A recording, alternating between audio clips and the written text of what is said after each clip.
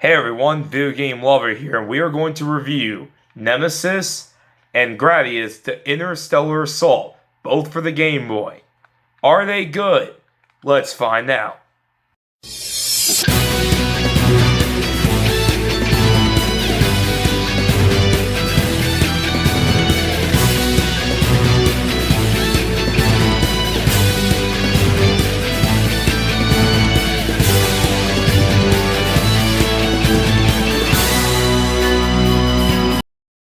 Let's begin with Nemesis. This game came out in 1990 in February in Japan, and 2 months later in the US. Nemesis is part of the Gradius series, and for some reason it's called Nemesis. I'm not sure why. I guess maybe they feel like Gradius, using the Gradius name, will just cause confusion for the NES game. But no surprise, you are Vic Viper, and you have to go through 5 levels to kill all the bad guys. It's a basic shoot 'em up. You have your missiles, your double weapon, your laser weapon, 2 options, and your force shield, which is pretty nice. So, it's a very simple shmup.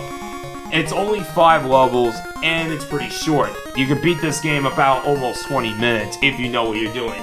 This game could be a little challenging, but it's not really all that challenging. The only tough levels I would say is levels 2 and 5, and I'm going to go through them. Stage 1 is your typical volcano level, similar to the first Gradius game. The first boss is pretty easy.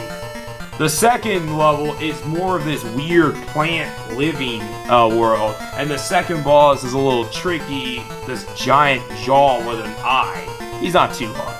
The third level is the Easter head level.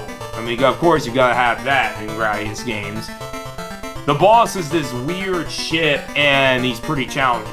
The fourth level is one of my favorite levels. It's the Prehistoric Level, and it's because of the music. I'm getting ahead of myself. It's really, really catchy. It's awesome. Seriously, it's really awesome. The boss itself is a joke. Lastly, level 5 is you're inside of a ship with these slow-moving platforms. You gotta be very careful. It's an instant one-hit death, and the final boss is pretty easy. So, this game is nothing all that special, but for a portable first Gradius game, it does the job well. It controls great, the graphics are fine, and the music, which was done by Michiru Yamane, is really, really good. Very, very good soundtrack, and I really enjoyed Nemesis. That's really all I have to say about the first Nemesis. It's just 5 levels. There's nothing really to write home about, but it's still nonetheless a good game. But now it's time to talk about its sequel, Gradius the Interstellar Assault, released a year later in 1991. In this game, you are once again the Vic Viper, and you have to destroy enemies through 5 levels, except this time around the 5 levels are a little bit longer.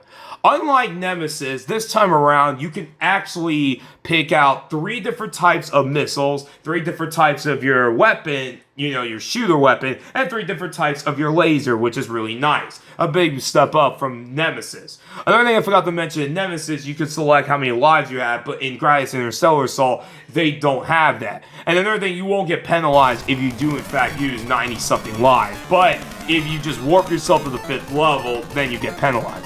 So anyway, Gradius Interstellar Assault does not F around. Literally, the second you play this game, you're chased by a giant ship, and it's one of the most intense moments of the game.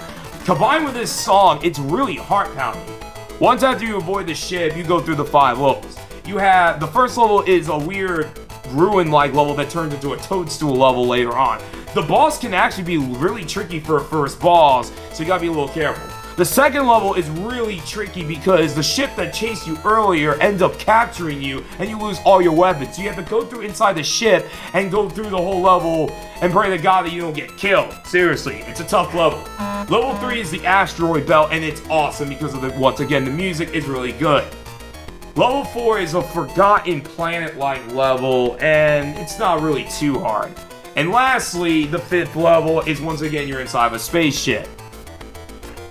This time around, I would say this game is definitely harder than Nemesis. Seriously, I died a lot for my live stream against the crater boss in Stage 3. It's a very, very difficult boss fight.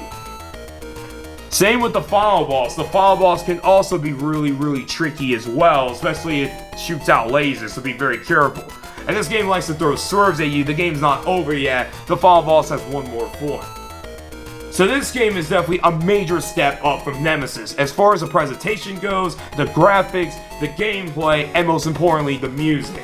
Just like Nemesis, the music is fantastic. Although it wasn't made by Yamane this time around, it was made by Yoshiyuki Hagiwara, but it's really good.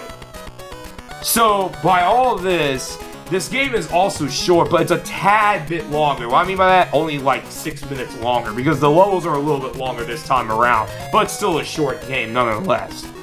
This game really perfected how to do a Gradius game on the Game Boy. Although Nemesis is a good game, Gradius Interstellar Assault is by far the better of the two games, but both are still good in their own right. They both were actually released in Japan in the collection, and they actually have color. But for the US, it's just Nemesis and Gradius Interstellar Assault. So you find these two games, I recommend them. They're really good games, especially Gradius Interstellar Assault. So that is the end of my review. Both games are great in their own right, and Konami did a great job making portable Gradius games for the Game Boy. That's it for this review, folks. I'll see you guys next time.